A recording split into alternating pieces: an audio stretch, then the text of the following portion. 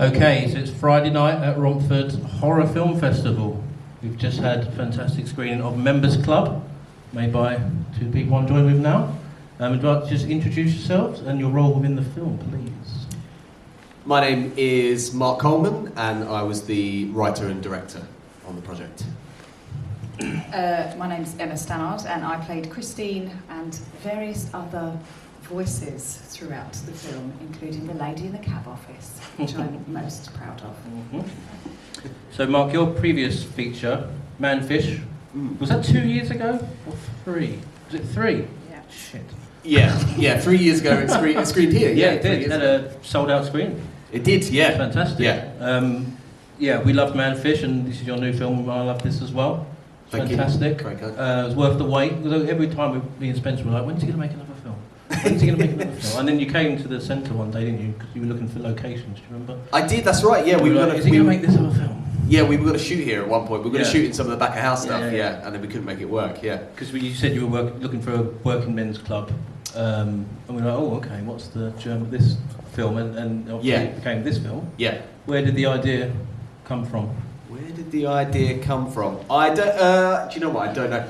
I think for a long time I always wanted to shoot something in a working men's club because I grew up in just down the road from here. Yeah. And I grew up in going to lots of working men's clubs and stuff, and I always loved the idea of there being some sort of boy band or some sort of touring group that would come there and do something, and then it kind of evolved from there into strippers and witches. As it does. Everything does in the end, doesn't it? So I think that's how it came about, really, and it was on a list of log lines. Got this big list of log lines that I occasionally go back to. Right. And it was the second one on there. Right. After Manfish, that I was like, oh, I think that's all right. And then it kind of, and then it sort of developed from there. So yeah. Manfish was a big hit. It went online and everything, didn't it? It got a good push online and video on demand and that kind of stuff. Yeah, we were really proud of Manfish. I mean, Manfish was made for absolute peanuts. It was shot in 13, 14 days. It was a real kind of, it was our kind of calling card, really, to be able to be trusted with a budget to make a film. And we never would have got Membes Club without Manfish, simply because we had to prove to people that we could make a feature film, and that can be sold and stuff. So yeah, that's kind of how we're sitting here today, I guess. Yeah. So let's talk about the casting. So you brought back Dean Kilby, who was in Manfish. He was the lead of Manfish. Yeah. Well, he wasn't the Manfish. It depends if you think the Manfish was the lead or not. But he was. Yes. Yeah. Dean was. Yeah. And you got some new faces for what they were in the previous film. So like Perry. Yeah, Perry Benson. Marc. Marc Monero. Yeah. How did you get those on board? Well, again, it was a case of we thought that we were going to make Membes Club for a small amount of money. We thought we'd hopefully make it more than we did for Manfish, which was really tiny. And then a production company come along and picked up the film. So then all of a sudden we had money and we had a budget, and it wasn't a huge budget, but it was substantially much more than what we originally had. And then by this time, a lot of the parts had been written for people. Christine was written for Emma because we've been friends for a long time, and she was great in Manfish, and same with Dean, and the same with a few of the other characters as well. Liam Noble, and so what it meant was we had all these other parts that we hadn't really filled yet. So that's when we got a casting director on board, and then we could really work out who they were, and obviously the production company to help sell the film was very interested in getting lots of names on as well as best as we possibly could. So that was how we got Steve Oram and Marc and Perry and Alan Ford as well. So they were all very lovely. Mm-hmm. Emma, for you, what is it about you working with Marc that you enjoy? And that sounded bad, didn't it? I found that really terribly. Sorry. No, it's fine. It's fine. I think of something quick. This is where my improvisation skills will come into the fore. It's too easy.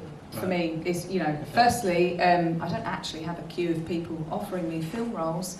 You do voiceover as well, don't you? I do. Yeah, voiceover is kind of like my main bag, which is why it was fun to do a lot of the bits and pieces sort of peppered throughout this. There was lots of Marc WhatsApping me going, I know you're at home with the kids, but I really need you to make some like sexy sounds. If you could just WhatsApp me like a thing, I need it to sound like it's on a cassette tape. And I was just like, yeah, no problem, chicken's in the oven, I'll be there in a minute. But I've always said that Marc, because he comes from a performing background, he's a very good director for actors. Okay. He knows, the way that he gives notes, he understands how each individual actor works. Right. So I know that he can come to me with just 2 words. He would just lean into me and just be like, more, and then go, and then it. But Okay. I can Simple interpret as that. that quite well. Yeah. But I think that's probably because we have a friendship, but shorthand, also yeah. but Right. yeah, a bit of a shorthand. But also he knows how to work with other actors as well. And you know, his stuff is kind of funny, which makes the job a lot easier. I Yeah. mean, you know, we've seen it a few times, and we were both sitting there chuckling at different bits of the film, and that's what is quite nice, is that our humour is similar, and yet not exactly the same. So there's always, you know, that little edge, and it's interesting. Yeah. What was your... Sorry, Mark. Anything there? No. No. No, that was great. No additions. no. What was your most fun day on set, Emma? Well, I'll tell you, my least fun day was the external me shoving the spike up that man's bum. That wasn't the best day, mainly because it was 3 a.m. On uneven ground. Yeah. That was an awful day. It was an awful day. There was a lot of pressure. There was, you know, there's people in the film that, you know, would only turn up for a couple of hours, and then you don't even get the chance to get to know them, and then they'd leave, like the bum guy. So there was, you know, I was sitting in a minibus with like the bum guy, you know, for like 2 hours. Everyone was running behind, and you know, occasionally someone would pop into the van and be like, it would be about an hour, okay? We're like, yeah, no problem. And then we're just sitting in a field with me and the bum man in a van, you know, hoping that we'll get through to our scene, you know, with the threats of, you may have been put in that wig for nothing, Emma. And I believe that was the day where I had my feet made up as well, because at one point there was going to be feet. Yeah. And then that never... We never shot them. That's not even in the behind-the-scenes DVD extras. It's not. They just never got filmed. Shame. But they were done up. But the most memorable day is probably the day that Peter Andre came. I write on set. Sorry. I wrote Peter Andre question mark exclamation mark. Question mark. That was a good setup. Yeah. That was probably the day that had the most buzz around it, because we knew we only had a morning. Yeah. What was he going to be like? Right. We knew that, you know, the reason that the rest of the budget wasn't there was because Pete was coming, arriving, involved. So that was a great morning, simply because of kind of like the electricity, not chemistry, electricity of the day, knowing that, you know, he's coming on board, and the fact that he actually turned up, and we were like, oh my God, he actually turned up, that's great. And that was a fun scene to shoot, obviously, because it was completely ridiculous. Yeah. And Marc never fulfilled his promise. He told me that he would send me all of the footage like I asked, even the stuff that wasn't included in the film, and he never did. Shame. You know, broken promises. And Pete's never called. I don't know what that says about my performance on the day, but never mind. Did he approach you? Did you approach him? How did that happen? He did not approach us. I thought I'd give you the chance. He did not approach us.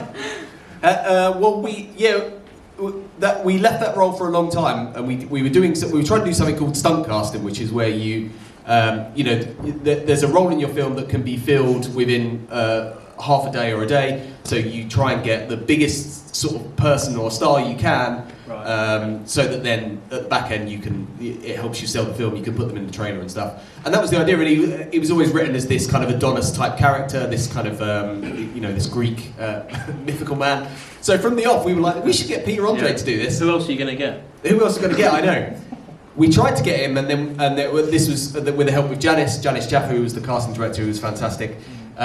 We tried to get him, and then we couldn't get him. Something had happened. His agent couldn't get back to us. We just thought we haven't heard back from him. We had to go elsewhere. Then we spoke to David Gandy, the underwear model. Right. And then I spoke to, you know, the Lord above. he didn't answer either. No. Yeah, David Gandy's agent really liked it, but then she was like, I'm not sure if he'll do it. and then we were speaking to Rick Astley for a bit. Okay. Yeah, it went down. Him, or? It went down a weird route, and then all of a sudden we got a call from Peter Andre's agent saying something had happened, something had happened with the agency or whatever, and then she got back to us, and then I always remember Janice texting me saying, "You need to call Peter Andre tomorrow at 11 a.m. and you need to tell him about the film, and because he's been sent the script and he wants to do it." So I was like, "Oh, okay." And then I remember telling my wife, being like, oh, "Bloody call Peter Andre tomorrow at 11 a.m." And then we had a chat, and he was really, really lovely, and his family's Greek Cypriot, so he was really up for doing the accent, and yeah, just a very, very lovely guy. We couldn't have got a better person for that role. I'm so pleased that we got him in the end, because... And he kind of came, and he really sort of lit the set up that day, and yeah, and we were shooting in a working men's club in Raynham, so just down the road. But the issue with the working men's club was that in the mornings they would still have to open part. We couldn't close it entirely. They still had to open their pub in the morning. All the old boys would come in at sort of 10 a.m. for their pints. But at the point when Peter Andre was on set, we had to have our green room and our dressing room upstairs, which meant that when you got dressed, you had to go through the pub to get onto the location where we shot Pete's scene, which was an office. So, bless him, he had to go upstairs, got all of his makeup on, and then sort of stroll down through this pub of all these kind of old men, just kind of looking at him dressed with his lovely wig.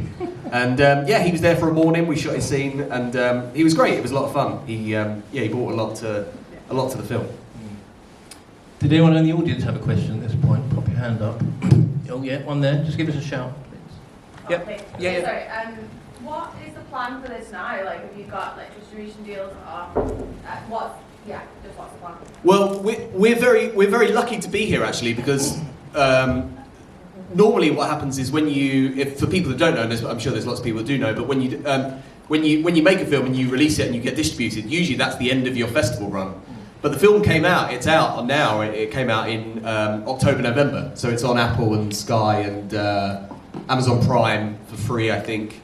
Yeah, so it's done the rounds, so it's very, very lovely that I spoke to Spencer, I think sort of late last year, and us talking about showing it here. So this is really lovely for us, because our kind of festival run in a way we thought ended last year, so it's been extremely lovely to come back and screen it. Yeah, so it's already out. And I think it's just come out, I don't know if I've told you this, it's just come out in the States as well, and in Norway. Oh, big in Norway. They'll love it. They will love that. Anyone else? Yeah, go for it. There's a lot of fire escape signs and a lot of green in the film. Was that a sort of location limitation that you leaned into, or was it just, as you planned? That's a very good question. The reason they were there is because one of the big inspirations of the film was Green Room. If for anyone who's seen Green Room with Patrick Stewart, the kind of the locked-in atmosphere. This is very much very, very different from Green Room in the terms that this is a very silly comedy with horror. So myself and the DOP Dan Emmons, we really tried to kind of embrace some of that Green Room stuff and use those kind of exit signs and no exit signs to kind of put green behind people and stuff. So that's the reason it's there. So yeah. Yeah. Were there any scenes that were particularly funny to film that you guys ended up laughing a lot? And for me, I'm thinking of the dance scene at the end with the witch, for example. That did it take a load of takes to do certain scenes that were particularly funny? The dance was always a fun one to film. I think we shot the film over the course of like 4 or 5 weeks, and the dance was sort of towards the end as well. We had to build up for that one. That was a lot of fun to film. Yeah, as always these things are. You're always really, really up against it with time. So you plan all the time you have in the world, and then you find out you've got 10 minutes to shoot something because we're over time or over budget or whatever. So you never have enough time, which is annoying when it comes to the dancey stuff. But yeah, we love shooting the dance stuff. It was obviously a big day on set when we knew the reveal of the two cocks was going to happen. That was because some people knew about it, and then there's what's called dailies, people who come and they may work on your set for a day who haven't necessarily read the script, but they may be helping the lighting team or the gaffers. So those guys on the monitors were just like, what the fuck's going on? What's this film?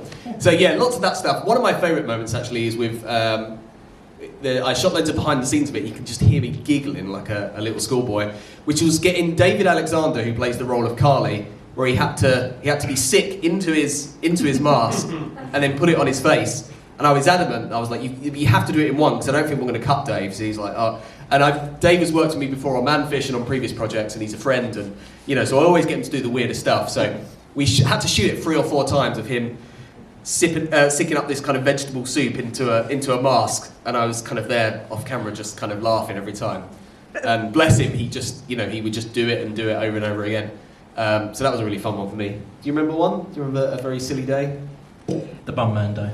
The Bum Man Day. The Bum Man. Was the cold midnight. Uncredited.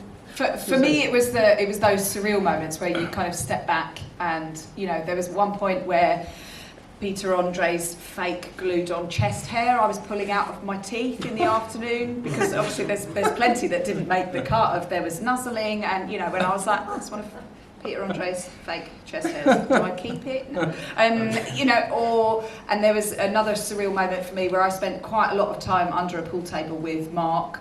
Yeah, that was fun.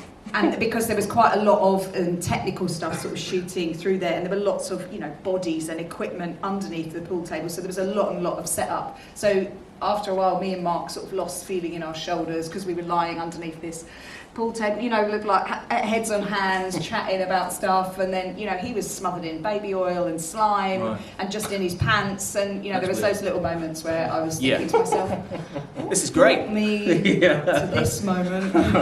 And it was just brilliant and surreal all at the same time. But the nonsense, that's what I love, which relates to your earlier question of why do you like working with Marc, it's just nonsense. Yeah. And yet somehow it all comes together. Brilliant. Yeah. Final question then, what are you both working on next? And don't make us wait 3 years, please. I have, so Members Club was finished in, we completed Members Club in January of 2024. So since then, last year was just about kind of trying to get it distributed and sold and stuff. So I jumped back in and started writing again with an old friend as well, who's also a writer. So we've co-written a film that is now done, as in, the script's finished, that we are now trying to, we're just trying to get off the ground, basically. The company who made Members Club are interested in the project. They may make it, they may not. So then we're starting to look at those and potentially look at other people as well to try and make it. Yeah, it's called Meet the Parasites, and it's essentially an invasion of the Body Snatchers, but set at a suburban swingers party. Essentially, that's the it's a Do you come up with the log line first, and then I'm going to write them. Yeah, sometimes you come up with the idea and then then you kind of work backwards, or you work out the end and then go from there. So. There's a man and there's a manfish, etc. And then Yeah. Witches and strippers. Yes, so that's the project. Yeah, we're very excited about it. Yeah, I mean it's we're really proud of it, and hopefully we can start shooting it. I'd like to think we'll be shooting it at some point this year. Okay. So then we'll hopefully come back very soon. Cool. Emma? For myself, I haven't had any calls for film work, which would be nice. But I did get my first ever TV credit in the past couple of months. Okay. So I popped up very, very briefly on EastEnders in January, which means that I sort of joined a lot of the other cast there. Dean Kilby, Mark Monero, Barbara Smith have all done their EastEnders stint. So I've got that little pin badge now. I have a horror video game coming out later in the year. The Blunden team, who are a Polish video game developer, they have got Kronos coming out later in the year, Kronos A New Dawn, which I did some voiceover work for them. And that's all I've been told about the project. I'm not allowed to say anything else, and they haven't revealed anything else. So that's another little horror something for me coming out later in the year, which is cool. So I'm kind of like getting this little trinity of work: the voice, the film, the TV. It's a long old slog, but I'm there, ticking the boxes and getting the stickers on my bingo chart of being an actor, getting through it. Yeah. Yeah. Lovely. Bosh. Thank you so much for coming. Thank you. I can't wait to see your next film and your next credits, both of you. Have a round of applause, please, for Marc and Emma. Thank you.